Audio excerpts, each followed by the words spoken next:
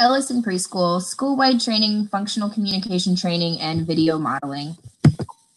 The purpose of this training program is to educate staff members on specific teaching strategies designed to reduce problem behaviors during classroom playtime. Following this training program, staff will be able to define the strategies they have learned and implement them successfully. The problem behaviors being targeted by these teaching strategies are fighting between students and tantrums. These behaviors are caused by a peer attempting to take a toy from another peer without asking for a turn or to join. Ellison is an inclusive preschool that serves 200 students aged 3 to 5. 50 students are regular education and 150 special education. Approximately 50 of the preschoolers receive speech therapy. Half of these 50 preschool students who receive speech therapy are nonverbal, and 5 of these nonverbal students use PECs. The remaining 20 nonverbal students occasionally point or grunt, but are not using any other communication methods. Functional communication training, or FCT, provides a replacement behavior in the form of appropriate communication. This enables the learner to obtain their needs in an acceptable way. Picture Exchange Communication System, or PECS, is a form of alternative augmentative communication that teaches requesting skills to nonverbal learners. Video modeling utilizes technologies such as a video recording and display equipment to provide visual models of a target behavior or skill. A wide range of skills can be taught using video modeling, such as social responding, play, requesting, performing, and motor skills. FCT can be used by a variety of professionals within a school, including teachers, therapists, and assistants. Parents and center-based professionals can implement FCT as well. PECs can be implemented by professionals in school, speech, and therapy settings. Video modeling can also be used by a variety of individuals, professionals within a school, such as teachers, therapists, and paraprofessionals, and also parents and center-based professionals as well. This plan will be implemented in the school setting in 3 different tiers. Tier 1 represents the basis, the foundation, as what we would put classroom lessons into place about playtime skills, social skills for the preschool students, not limited to turn taking, sharing of toys, asking friends to play. This would include the population of the students in the school building. At least 75% of the population falls just in Tier 1. Tier 2 would be a focus on smaller group lessons with playtime skills with video modeling program. At least 25% of the school's population falls in Tier 2, including 50 students who receive speech therapy services. Other students may be added to this tier as teachers see fit from Tier 1 interventions. Tier 3 represents the 20 students who are nonverbal and will be learning the PECS program. 10% of the students population fall in Tier 3. This includes the 20 nonverbal students who receive speech therapy. Tier 1 is all about playtime lessons for the school. Lessons will be taught in the classrooms by the teachers and the assistants. Each month will be a focus on a different social skill, such as turn taking, following directions, keeping hands to self. Monthly lessons will include games and group talks about skills that can also be about cooperation, sharing, turn taking, asking for toys, asking others to play, and so on. And on the right on this slide, there's an example lesson about a game that focuses on taking turns in cooperation. Tier 2 will be the video modeling protocol. Students who are struggling with classroom lessons on playtime, as well as students who are maybe in speech therapy services, will receive small group lessons about playtime expectations. Teachers will teach the expectations such as sharing, asking for a toy, cooperation. Via the video modeling program, the students will be taught these skills using the video modeling program and monitored to see the effectiveness. Students will be monitored by teachers and speech language pathologists on a task analysis that goes with each video to determine intervention effectiveness. And Tier 3 is the PECS program.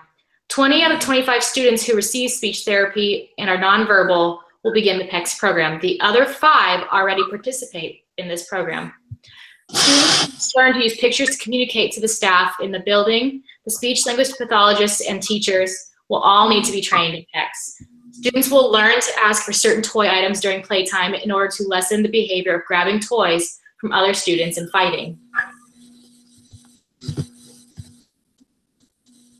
Research for functional communication training.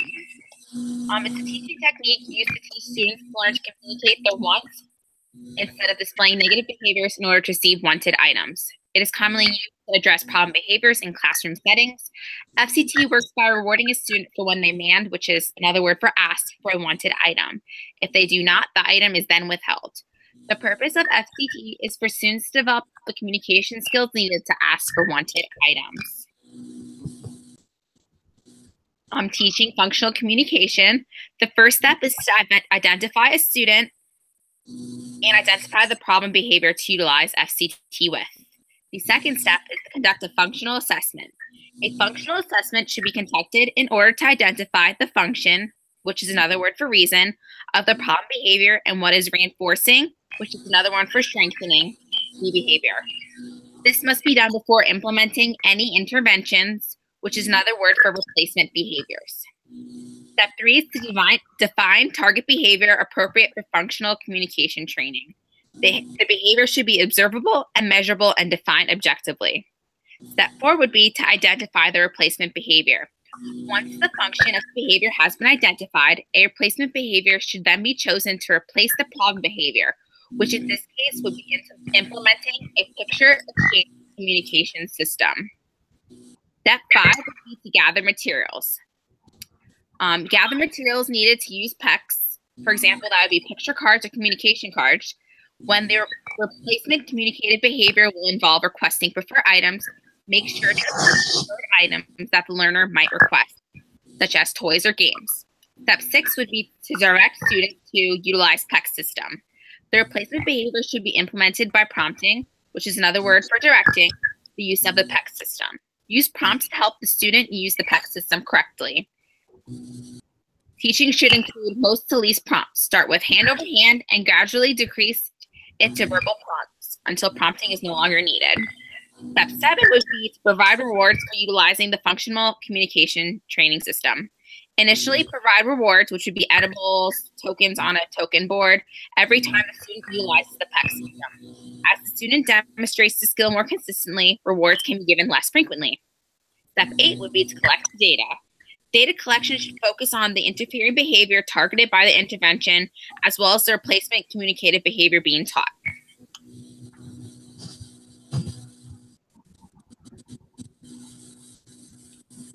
Picture Exchange Communication System, also known as PECS. It was an intervention designed with the idea of a positive behavior support. It teaches the foundational skills of requesting for kids who are nonverbal. Just like this scenario, PECS was first implemented in a preschool setting with students who were diagnosed with autism. You should have the program handout in front of you and available to look through the different levels. We start with a small picture icon, usually just a blank icon, teaching the kid to exchange the icon for the object that's desired. Building upon that, you will use icons with different pictures associated with what they would want to request.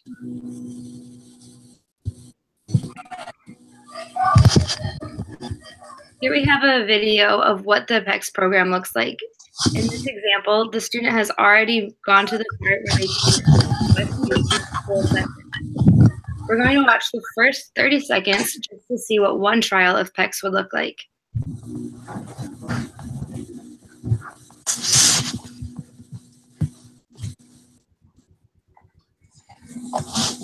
Thank you.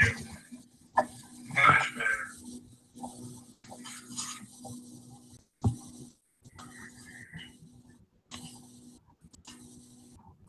See, what did you want?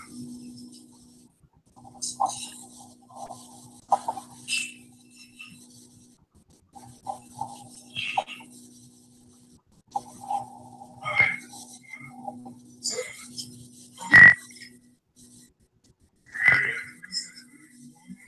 As you can see from the video, the student both points to the I want icon as well as the icon associated with the soda.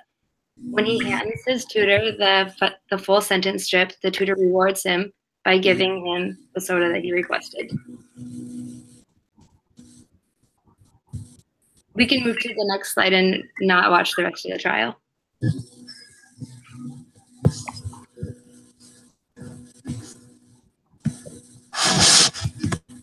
Now it's time for you guys to practice.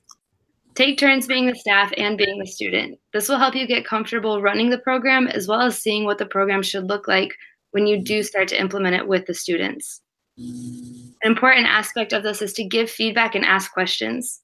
If something doesn't make sense on the handout or in the program, feel free to ask the BCBA how it should look or what the targets mean.